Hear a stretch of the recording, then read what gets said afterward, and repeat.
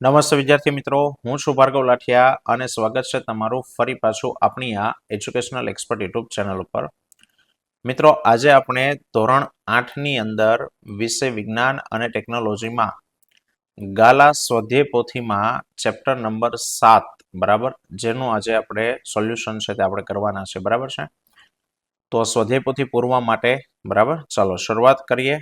પણ જો તમે ચેનલ પર નવા હોય તો પ્લીઝ ચેનલને સબસ્ક્રાઇબ કરી લો, વિડીયોને લાઈક કરો અને તમારા બીજા ધોરણ 8ના મિત્રો સુધી શેર કરો. ચલો, ચેપ્ટર નંબર 7 છે કિશોરાવસ્થા તરફ.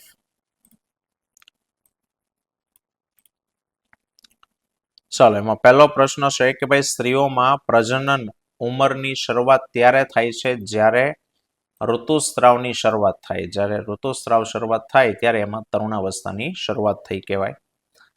બીજું છે કે કઈ ગ્રંથિની વધારે ક્રિયાશીલતાથી ચહેરા ઉપર ખીલ થાય છે? તો કે ભાઈ પ્રસ્વેદ અને તૈલી ગ્રંથિ એટલે કે બી. પ્રસ્વેદ એટલે પરસેવો ઉત્પન્ન કરતી ગ્રંથિ અને તૈલી ગ્રંથિના વધારે પડતી ક્રિયાશીલતાથી ખીલ થાય. સ્તન ગ્રંથિના વિકાસ કયા અંતઃસ્રાવની અસર હેઠળ થાય છે? તો કે સ્તન ગ્રંથિનો વિકાસ તો કે ઇસ્ટ્રોજન, માદા જાતીય અંતઃસ્રાવ ઇસ્ટ્રોજનને કારણે છે તે થાય છે. કઈ વય જૂથનો ગાળો કિશોરાવસ્થાનો ગાળો કહેવાય છે? તો કે 11 થી 18 વર્ષ. બધા માટે જુદો જુદો હોય, પણ ઓપ્શન માટે આપણને આપ્યું છે એ પ્રમાણે 11 થી 18 વર્ષનો ગાળો છે એ કિશોરાવસ્થાનો કહેવાય. મોટી ઉંમરે ઋતુસ્રાવ બંધ થઈ જવાની ક્રિયાને શું કહેવામાં આવે? તો કે રજો નિવૃત્તિ કહેવાય, મેનોપોઝ. મનુષ્યના દૈહિક કોષોમાં રંગસૂત્રોની કેટલી જોડ હોય છે? દૈહિક કોષો એટલે સાદા કોષો પૂછાની. સાદા કોષોમાં રંગસૂત્રોની જોડ તો કે 23 જોડ રંગસૂત્રો હોય.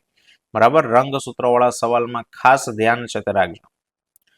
7મું, જાતીય અંતઃસ્રાવો કઈ ગ્રંથિના નિયંત્રણમાં હેઠળ હોય છે? તો કે સાહેબ પિટ્યુટરી ગ્રંથિના નિયંત્રણ હેઠળ હોય. અફલિત અંડકોષમાં હંમેશા કયું લિંગી રંગસૂત્ર હોય? તો કે સાહેબ અંડકોષ છે તો અંડકોષમાં હંમેશા એક્સ લિંગી રંગસૂત્ર જ હોય. 9મું, કયા અંતઃસ્રાવની ઉણપથી ડાયાબિટીસનો રોગ છે તે થાય છે? તો કે ઇન્સ્યુલિન. ઇન્સ્યુલિન સ્વાદુપિંડમાંથી ઉત્પન્ન થાય, જો એ ઓછો ઉત્પન્ન થાય તો એના કારણે ડાયાબિટીસ થઈ શકે. 10મું, કઈ ગ્રંથિના અંતઃસ્રાવને મુક્ત થવા ઉપર પિટ્યુટરી ગ્રંથિનું નિયમન નથી? કયા અંતઃસ્રાવને મુક્ત કરવા માટે પિટ્યુટરી ભાગ નથી ભજવતી? તો કે ભાઈ સ્વાદુપિંડ. સ્વાદુપિંડનો અંતઃસ્રાવ ઉત્પન્ન થવા માટે પિટ્યુટરી કામ કરતી નથી. દેડકામાં કાયાંતરણ માટે કયા અંતઃસ્રાવની જરૂર પડે છે? તો કે થાઇરોક્સિન. નર જાતીય અંતઃસ્રાવ કયો છે? તો કે સાહેબ ટેસ્ટોસ્ટેરોન નર જાતીય અંતઃસ્રાવ છે. એચઆઈવી વાયરસ દ્વારા થતો રોગ કયો છે? તો કે એડ્સ. એડ્સ એચઆઈવી વાયરસને કારણે થતો રોગ છે. નીચેના પૈકી કઈ જોડ ખોટી છે? તો કે ઇન્સ્યુલિન સ્વાદુપિંડમાંથી ઉત્પન્ન થાય, વાત સાચી છે. ઇસ્ટ્રોજન અંડપિંડમાંથી. વૃદ્ધિ અંતઃસ્રાવ એડ્રિનલમાંથી ઉત્પન્ન ન થાય, એટલે ઓપ્શન સી આપણો જવાબ આવશે. આ જોડ ખોટી છે. 15મો, કઈ ગ્રંથિના સ્રાવના ઉત્પાદન માટે આયોડિનની જરૂર પડે? તો કે થાઇરોઇડ ગ્રંથિ. એનો અંતઃસ્રાવ ઉત્પન્ન કરવો હોય થાઇરોક્સિન, તો એના માટે આયોડિન જોવે. ચલો, ખાલી જગ્યા કે ભાઈ ખાલી કઈ અંતઃસ્રાવી ગ્રંથિઓને ખાલી જગ્યા ગ્રંથિ કહેવાય? તો કે નલિકા વિહીન, કારણ કે નળીઓ વાળી ગ્રંથિ જનરલી હોતી નથી. તરુણાવસ્થામાં થતા શારીરિક બદલાવ ખાલી જગ્યા દ્વારા નિયંત્રિત હોય છે? તો કે અંતઃસ્ત્રાવ દ્વારા એ નિયંત્રિત હોય છે. અંતઃસ્રાવી ગ્રંથિમાંથી સ્રવતા અંતઃસ્રાવ રુધિર દ્વારા તેના લક્ષ્યાંગ સ્થળ સુધી પહોંચે, એનો જે ટાર્ગેટ હોય ત્યાં સુધી અંતઃસ્રાવ પહોંચે. ચોથું, છોકરીઓમાં તરુણાવસ્થાની શરૂઆતમાં થતો પહેલો ઋતુસ્રાવ એને રજો દર્શન કહેવામાં આવે છે. બરાબર. 5મું, સ્ત્રીમાં 45 થી 50 વર્ષની ઉંમરની થાય એટલે એમાં રજો નિવૃત્તિ આવે છે, એટલે કે પછી સ્ત્રીઓ ગર્ભવતી બની ન શકે.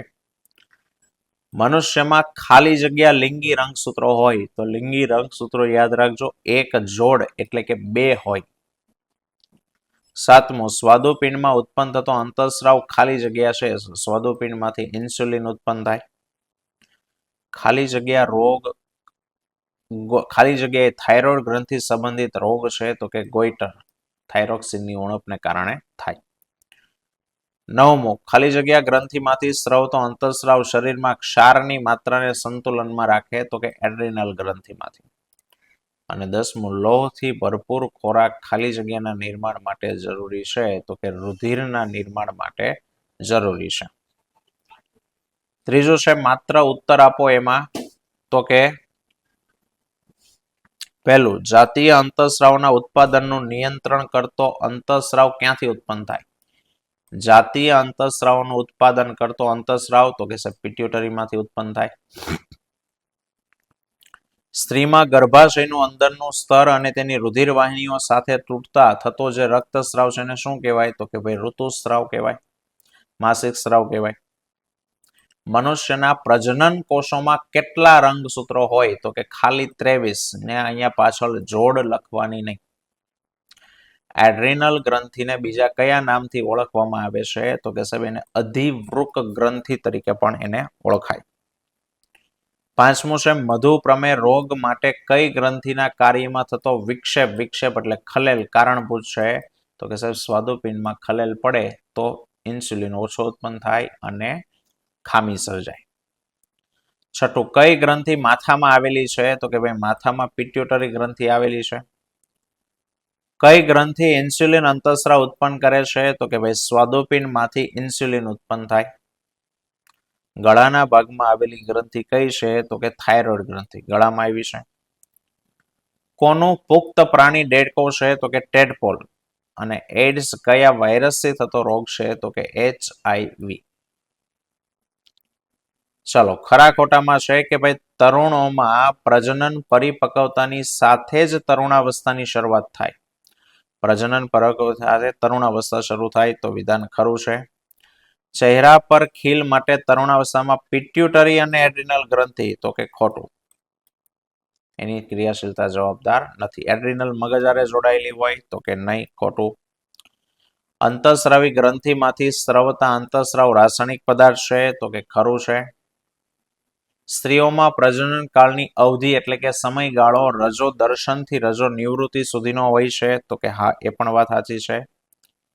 શિશુનું લિંગ નિશ્ચય તેના જન્મ સમય નક્કી થાય છે તો કે વિધાન ખોટું છે. બરાબર. ફલન સમય નક્કી થાય, જ્યારે ફલન થાય ત્યારે જ છોકરો થશે કે છોકરી એ નક્કી થઈ જાય. પછી છે સ્વાદુપિંડ ઇન્સ્યુલિન અંતઃસ્રાવ ઉત્પન્ન કરે છે તો કે ખરું. ચલો એક વાક્યમાં ઉત્તર આપીએ કે મનુષ્યમાં કિશોરાવસ્થાની ઉંમર ક્યાં સુધીની હોય? તો કે મનુષ્યમાં કિશોરાવસ્થાની ઉંમર 11 વર્ષથી લઈને 18 કે 19 વર્ષ સુધીની હોય.